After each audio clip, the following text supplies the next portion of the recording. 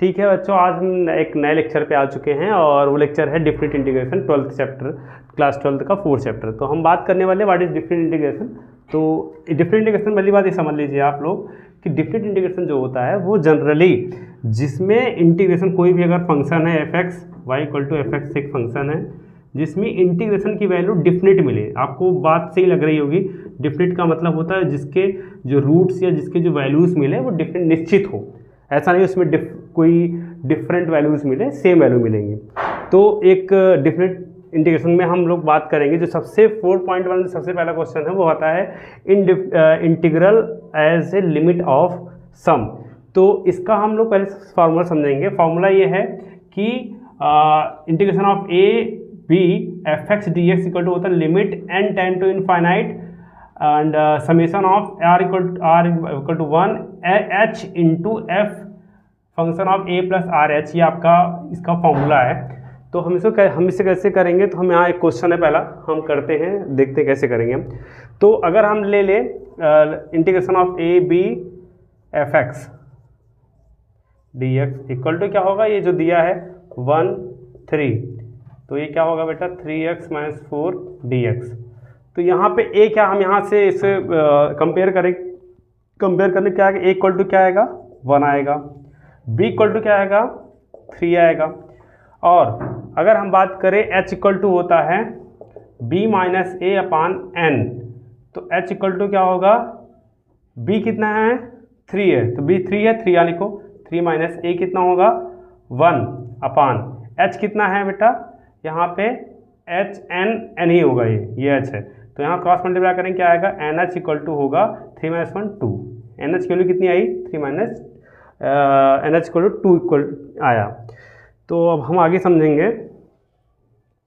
हम बात कर रहे थे कि अगर हमें यहाँ पे लिमिट ऑफ क्या दिया है 1 3, यहाँ पे दिया है 3x माइनस 4 dx,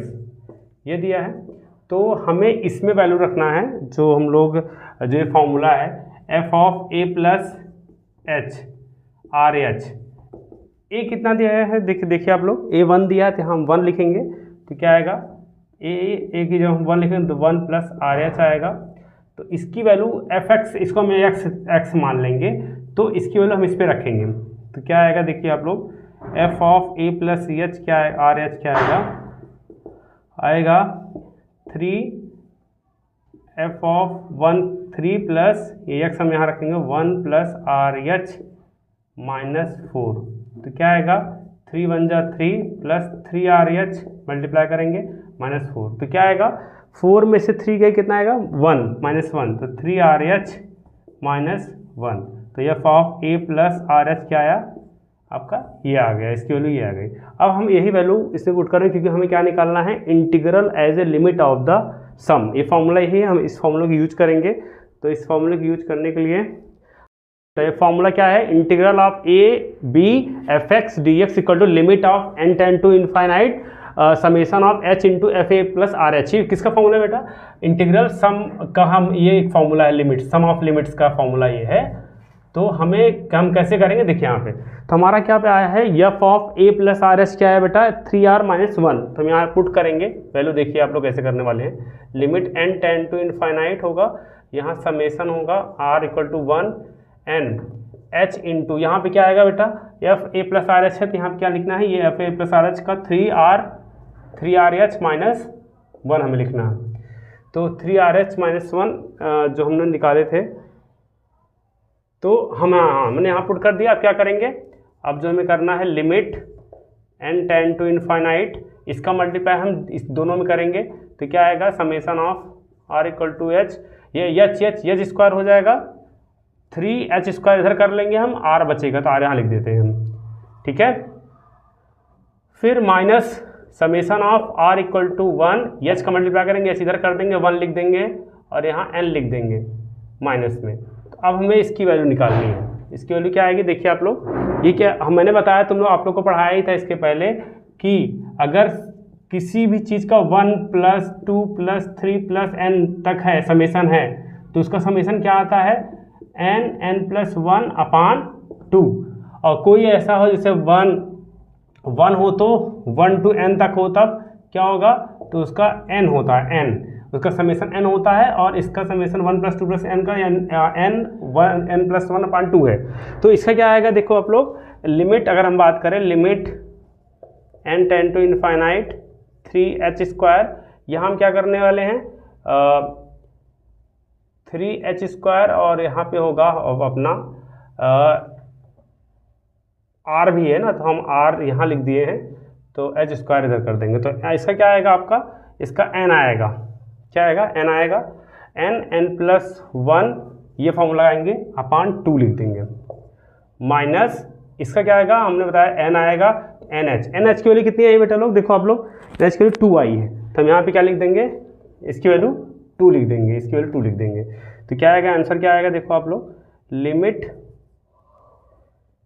हम थोड़ा इसको मिटाने की कोशिश करेंगे, ये थोड़ा सा, ताकि हम नीचे देख पाएँ।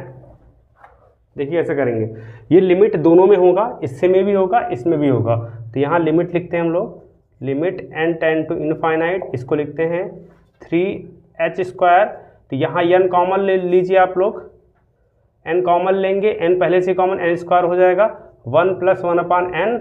1/n/2, माइनस इसके क्या आएगा बेटा लोग, 2 आएगा, इसकी वैल्यू क्या है, 2 थी, इसकी NH की वैल्यू कितनी, 2 थी। तो यहाँ NH² आ गया, क्या इसके वैल्यू 2 होगी, तो क्या आएगा, limit n tend to infinite, और इसकी वैल्यू क्या आएगी, 3NH² NH², 1 + 1/n/2 - 2, इसकी वैल्यू क्या आएगी बेटा लोग, आप देखो ध्यान से, तो इसके लिए 2 आएगी, तो 2 × 2 = 4 हो जाएगा। तो क्या आएगा, 4/2, तो 4/2 क्या आएगा, देखिए आप लोग, ये 3 × 4/2, ये क्या होगा, 1 + 1/n - 2। तो लिमिट यहाँ लिख दो, limit n tend to infinite, ये क्या आएगा, 2 × 2 = 4, 3 × 2 = 6, ये 6 है, इसकी वैल्यू क्या आएगी, अगर हम इनफाइनाइट यहाँ रखें तो ये 0 हो जाएगा, तो 6 - 2, आंसर क्या आएगा, 6 - 2, आंसर आया 4। तो ऐसे हम कुछ करने वाले हैं, लिमिट्स इंटीग्रेशन में थोड़ा सा प्रैक्टिस करने से ही आप लोग को आएगा।